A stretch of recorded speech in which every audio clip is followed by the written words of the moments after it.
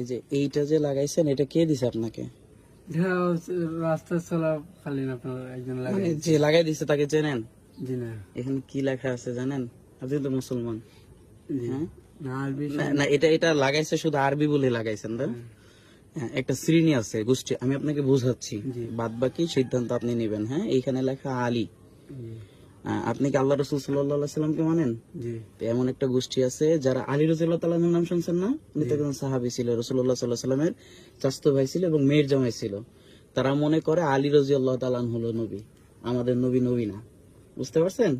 তো আল্লাহ রাসূল সাল্লাল্লাহু আলাইহি সাল্লামের যে স্ত্রী আছে আয়েশা রাদিয়াল্লাহু তাআলা আনহা, ওনাকে এই যে এই গোষ্ঠীটা গালি দেয়, ঠিক আছে, অনেক বকাবাজি করে, এটা করে ওইটা করে। তা আপনি এইটা হলো মুসলমানদেরই না এক কথায়, ঠিক আছে। আপনি তো লাগাইছেন যে আরবি লেখা ভালো জিনিস, আরবি লেখা বরকতের জন্য, কিন্তু এটা মুসলমানদের জিনিসই না। বুঝতে পারছেন? কিন্তু এগুলা বুঝে শুনে লাগাইতে হবে। হ্যাঁ, এটা ফেলে দেন। আমার কথা আপনি বুঝতে পারছেন তো? এটা আরবি হলে পরে আপনি আল্লাহ লেখেন এখানে, ওইখানে মোহাম্মদ লেখেন, মানুষ এইভাবে লেখে না?